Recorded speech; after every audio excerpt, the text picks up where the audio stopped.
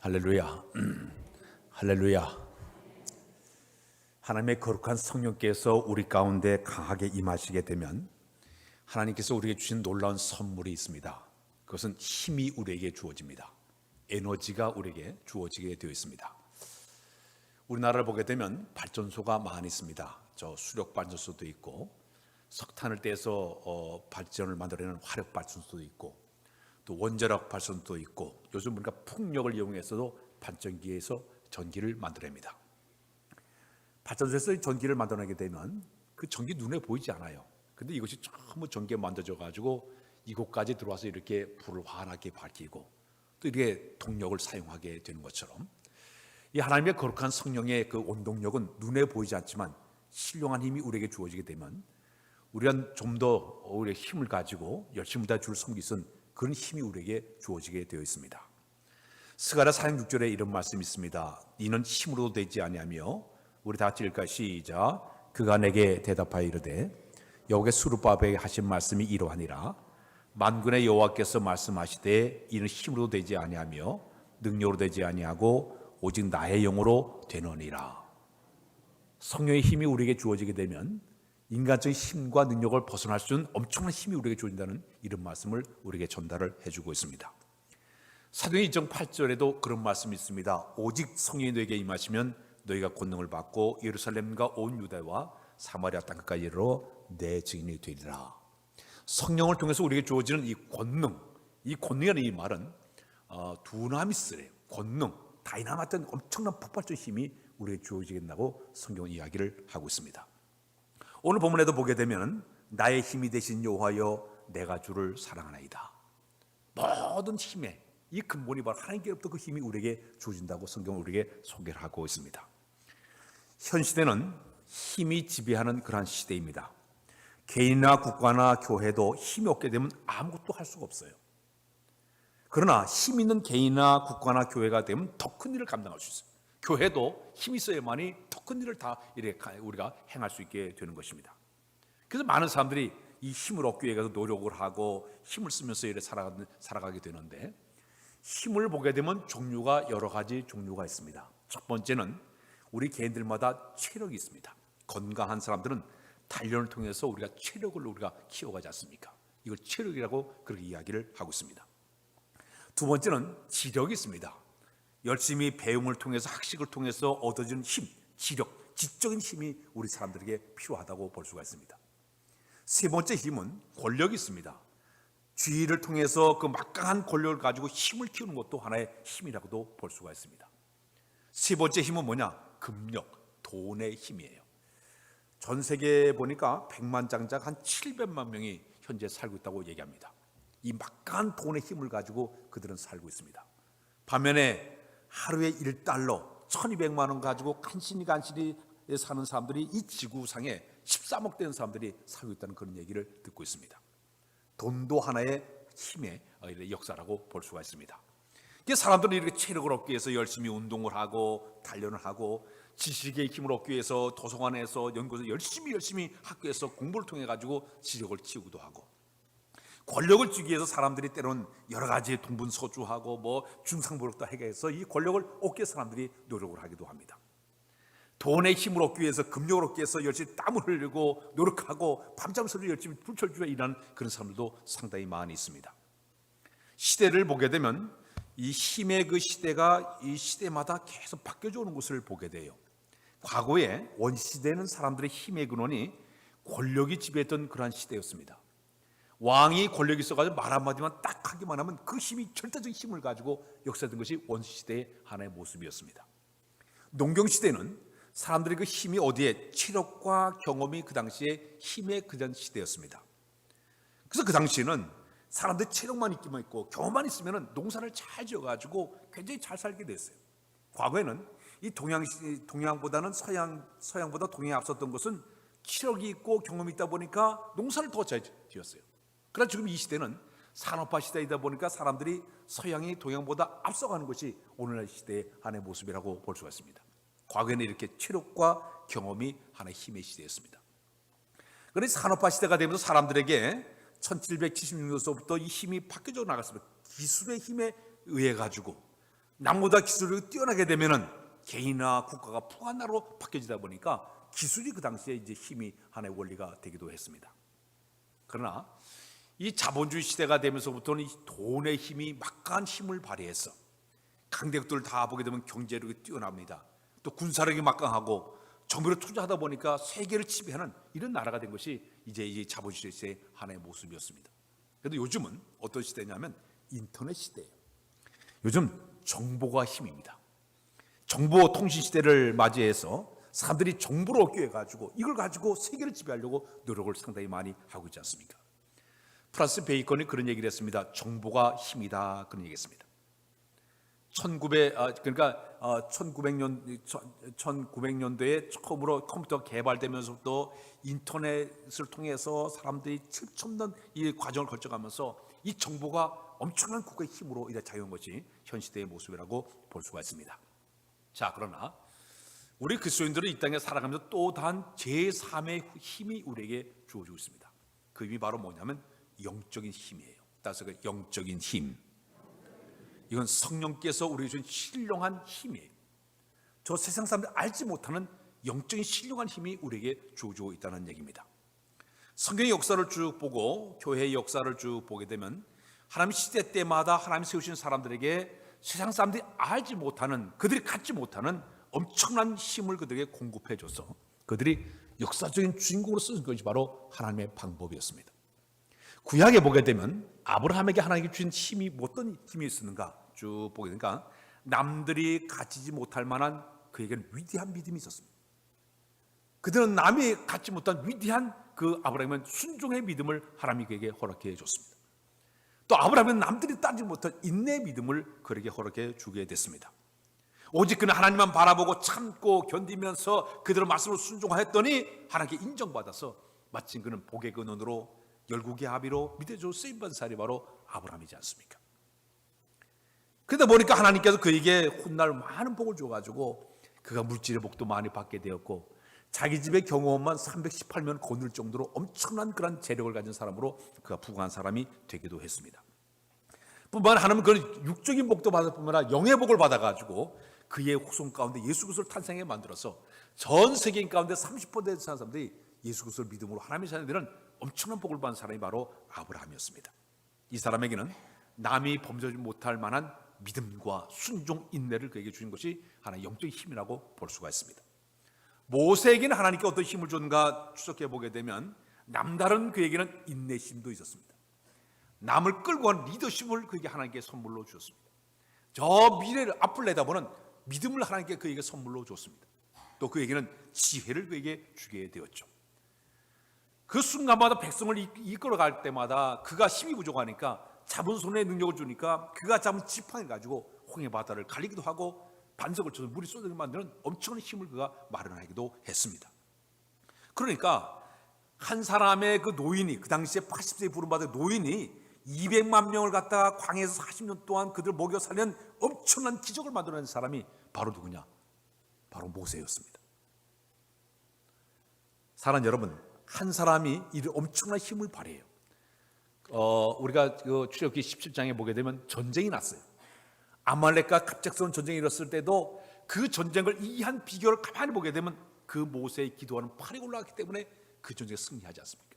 노인이 전쟁에도 승리하게 만들고 그로 말미암아서 200명의 사람들 다 배불리 먹게 만드니 엄청난 만드는 그것은 하나님이 그에게 능력을 주게 되니까 그 힘의 능력으로 그 엄청난 일을 감당하도록 만들어준 줄로 믿습니다. 삼성그룹의 이건희 회장이 천재는 1000만 명을 먹여 살 수 있다 그런 얘기했습니다. 에디슨 사람이 이렇게 전기 하나를 발명해 가지고 오늘 수많은 사람들이 전기 때문에 먹고 사는 사람들이 얼마나 많습니까? 이 전기 하나를 만들어내서 이 지구상의 수많은 사람들에게 혜택을 주는 엄청난 일을 감당하도록 하는 것. 하나님이 우리에게 신령한 힘이 영감이 우리에게 주어지게 되면 이런 위대한 사람으로 쓰임받게 될 줄로 믿습니다. 사사 삼손에게 하나님은 그를 통해서 이스라엘 민족을 구원하기 위한 위대한 역사의 꿈을 가지시고 그에게는 남이 갖지 못한 영적인 힘이 그에게 주어졌습니다. 그는 계력의 사나이였어요. 오늘날 600만 불의 사내였어요. 그에게 하나님이 영역을 주어게 되니까 맨손을 가지고 사자를 갖다 가리가 찢어낼 정도로 힘이 그에게 주어지기도 했습니다. 그는 맨손을 가지고 가서 저 블레셋 나라의 성문짝을 떼어올 정도로 엄청난 괴력의 사나이가 되기도 했습니다. 나귀 특별을 가지고 블레셋 사람을 갖다가 1,000명간 때려눕힐 수 있는 엄청난 힘이 그에게 주어지기도 했습니다. 그것은 바로 뭐냐? 하나님께 그에게 그 민족을 구원하기 위한 이스라엘 백성을 위해서 그에게 엄청난 힘을 그에게 줬기 때문에 그가 그 일을 감당하도록 만들어 주게 되었다는 얘기입니다. 신약 성경을 보게 되면 우리가 잘 아는 사도 바울 같은 경우도 그가 예수를 만난 다음에 성령이 너에게 그에게 임하게 되니까 그는 남이 갖지 못한 뜨거운 열정이 불타오르게 됐어요. 사명감이 불타오르게 만들었어요.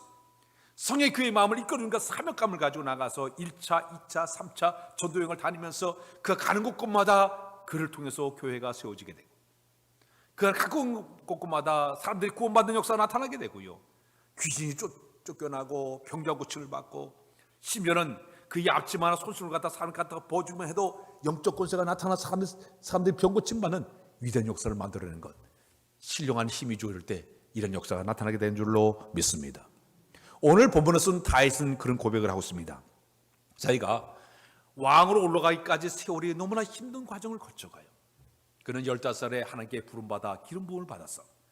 장장 15년의 세월 동안 수많은 전쟁을 치르게 되었고 사울왕에 쫓겨 이리저리 쫓겨다니면서 수많은 고통의 세월을 그가 보내다가 마침내 그가 통일 왕국의 왕으로 올라갔습니다.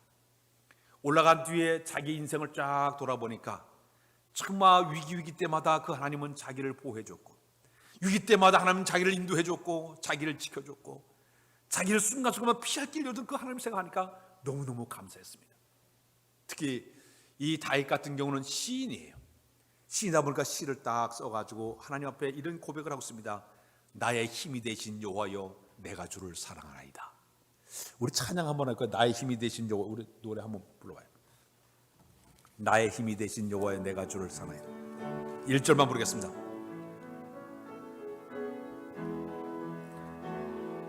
나의 힘이 되신 여호와여 나의 힘이 되신 여호와여 내가 주님을 사랑합니다.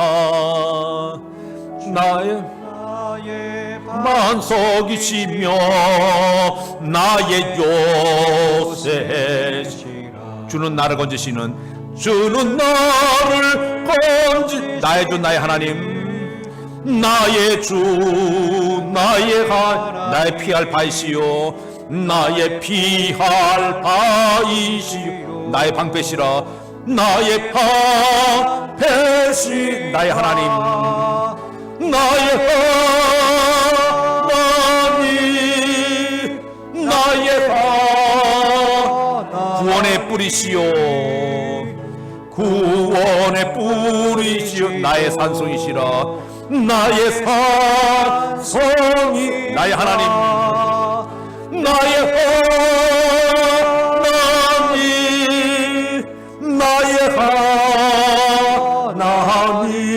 그는 나의 여호와 그는 나의 여호와 나의 구세주 나의 구세주. 할렐루야. 자기 삶을 돌아보니까 이 모든 것은 순간순간마다 힘을 주는 하나님 때문에 자기는 왕이 되었다고 그런 고백을 하고 있습니다. 우리 하나님은 우리의 삶의 근원이 되는 줄로 믿습니다. 종교개혁을 일으켰던 마틴 루터는 1517년에 그가 이제 종교개혁을 일으키게 되었는데 당시 그 개혁을 일으키려고 하다 보니까 당시 그 가톨릭에서는 라틴 성경만을 읽어주고 몇백 년 동안 모든 그 성도들은 아예 그 성경을 읽지 못하게 만들었어요. 그리고 신부들만이 오직 성경을 가지고 가르치게 되었습니다. 그러니까 성도들은 성경이 뭔지도 알지도 못하고 무슨 말인지 알지 못하는 그런 안타까운 일이 벌어지게 되었습니다. 그때 마틴 루터가 종교 개혁을 일으키기 위해서 먼저 이 독일에서 비텐베르크 성당에서 독일어로 만든 라틴어를 독일어로 성경을 이제 쓰게 되었습니다. 교황청의 반대도 무릅쓰고 그가 글을 쓰게 되는데 그 당시에 막강한 그런 교황청과 싸운다고 해서 대단한 마치 바위로 바위를 치는 것 같은 이런 엄청난 힘든 일이었습니다. 그가 이제 그 조그만한 4평의 방 안에서 그가 앉아가지고 작은 방에 들어가서 계속적으로 이 라틴어 그 성경을 갖다 독일어로 번역을 하는데 그 원숭이 모양을 한 그 귀신들이 나타나가지고 마귀들이 끊임없이 자기를 향해가지고 미혹하는 거예요. 유혹하는 거예요. 회방하는 거예요. 어떤 날은 자기가 이렇게 이 성경을 번역하는데 저 벽에 그 마귀가 나타나가지고 계속 방해하니까 그가 잉크병을 거기다 확 던지게 됩니다.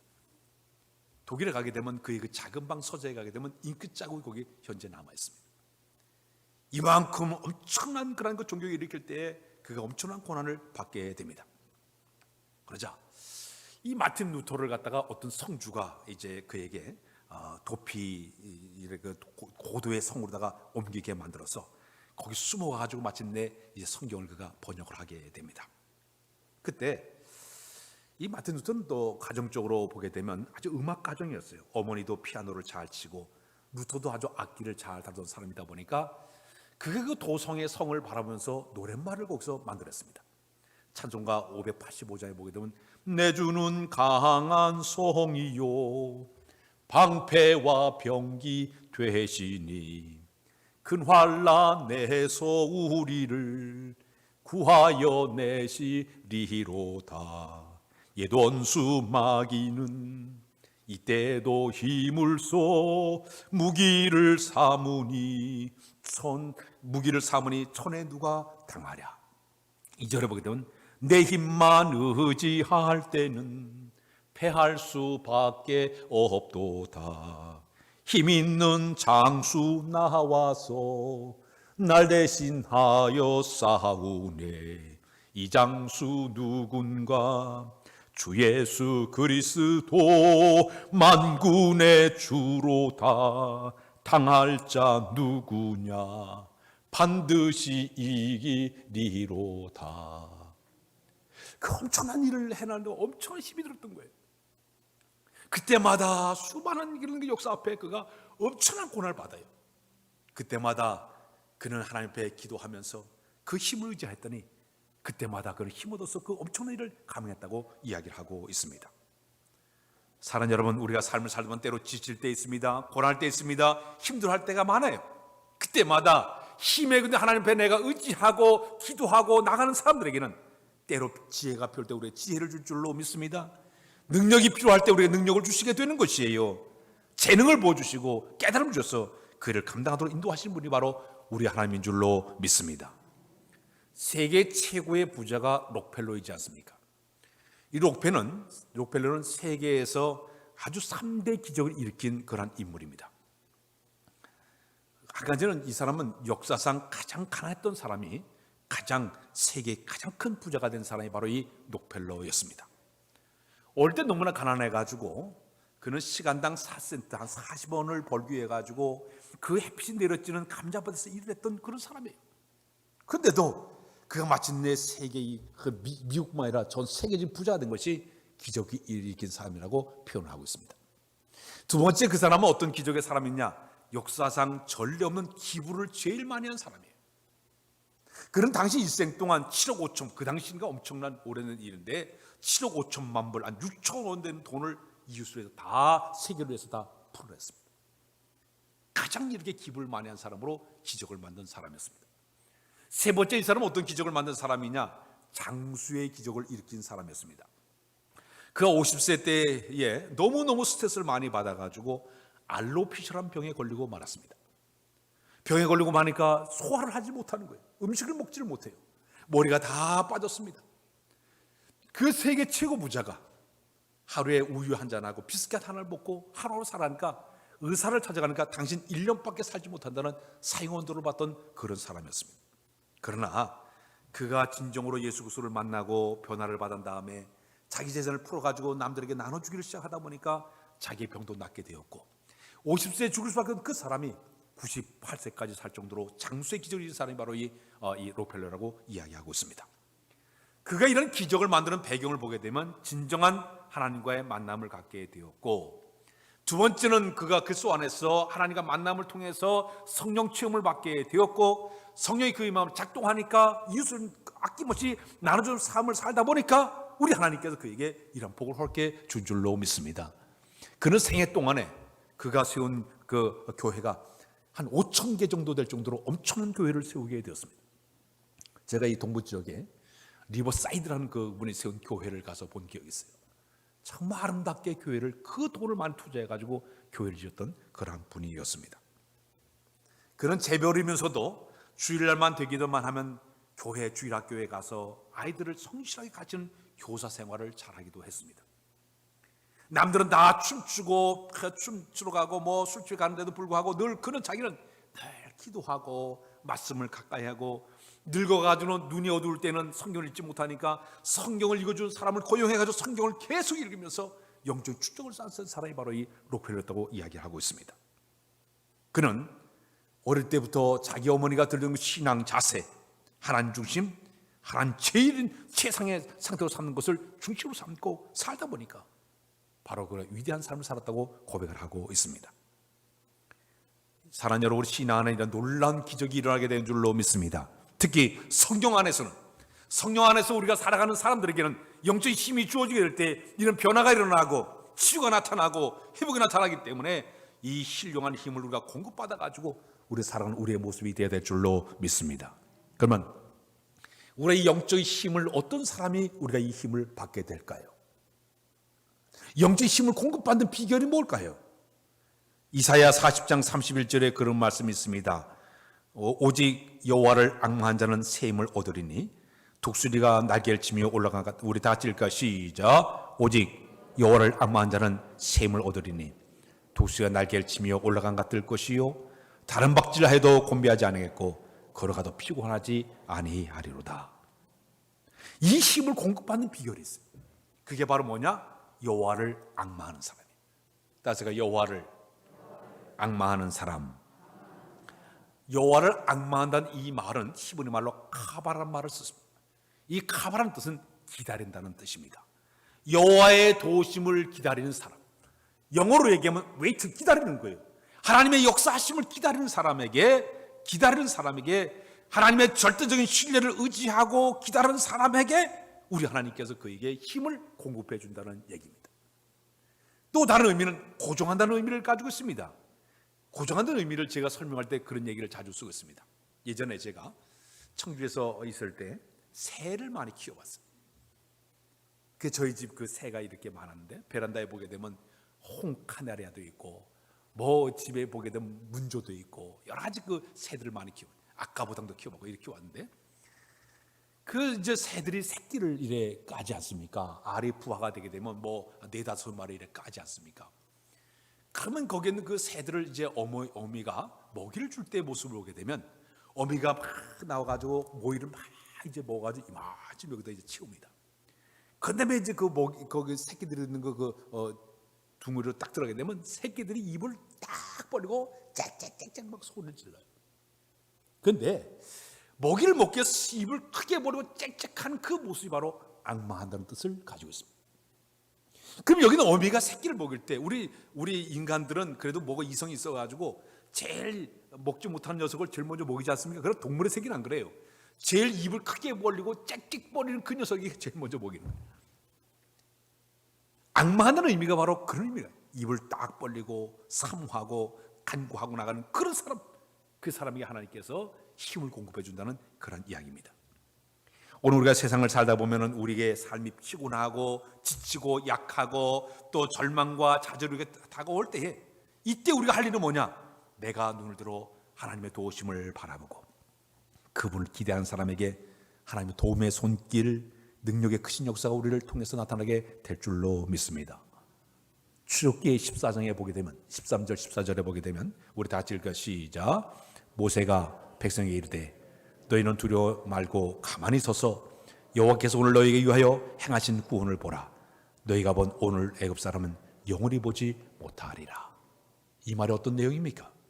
모세가 이스라엘을 이끌고 지금 저 가나안 땅을 향해 가는데 갑자기 그대로 홍해 바다가 앞에 넘실되고 있습니다.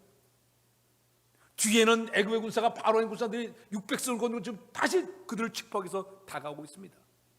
뭐 요즘은 가면 그 홍해 바다가 그냥 금방 지나갈 수 있지만 그 당시에 물이 엄청 많아가지고 배도 없고요. 건널 수 막막한 길이에요. 그때 여기 있는 모세가 이 백성들에게 외친 말이 바로 그 얘기예요. 너희는 가만히 서서 여호와의 구원을 바라보자는 얘기예요.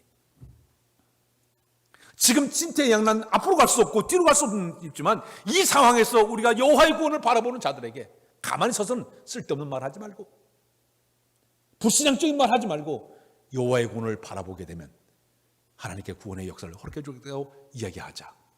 마침내 하나님의 홍해 바다를 쫙 갈라서 그들 건너가도록 만들어 준 줄로 믿습니다.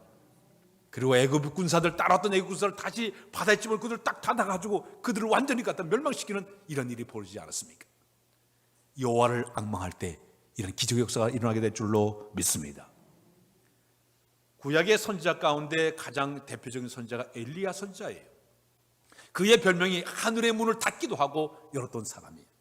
그가 기도하니 하늘의 문이 닫혀가지고 3년 6일 동안 비가 한 방울도 내지 않았습니다. 그가 다시 갈면서 기도할 때 하늘의 문이 열리면서 다시 비가 내리는 엄청난 기적을 만든 사람이에요. 심지어 갈면서도 그가 기도해 하늘이 열리면서 불이 쏟아내는 엄청난 역사를 만든 사람이 바로 엘리야 선지자였습니다. 그러나 이 아하방의 이 부인이었던 이세벨이 그를 죽이려고 이제 갑자기 공개적으로 죽인다고 그런 말을 듣게 됩니다. 자, 하늘의 불과 비를 끄는 이 엄청난 선지자가 순식간에 그의 공개적인 그 죽이려고 하는 얘기를 딱 듣자마자 갑작스럽게 영적으로 번아웃이 되고 말았습니다. 영혼의 완전히 침체, 늪으로 떨어지고 말았습니다.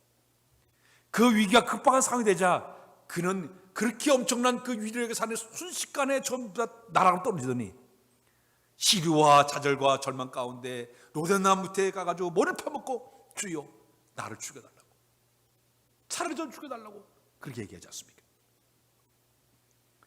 극도로 스트레스와 절망 중에 빠졌던 그 엘리야에게 누가 이제 하나님 역사하시는데 하나님께 천사를 보내게 됐죠.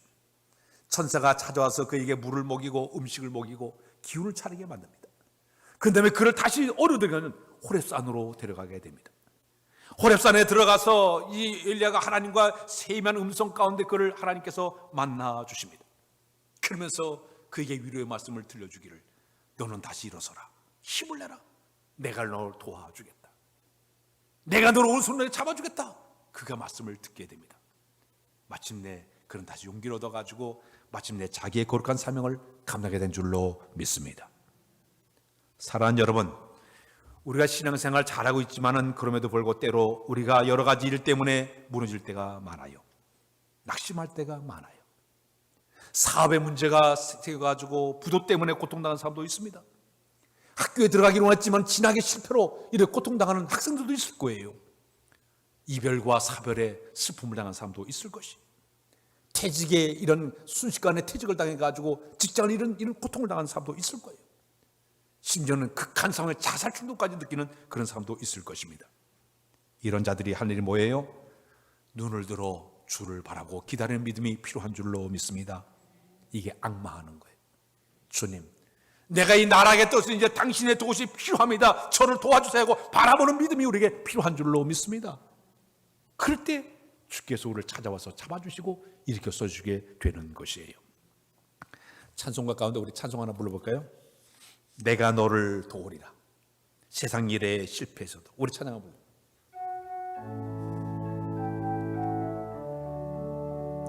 세상 일에 실패했어도 너는 절망하지 마라. 내가 너를 도우리라. 다시 일어서게 하리라.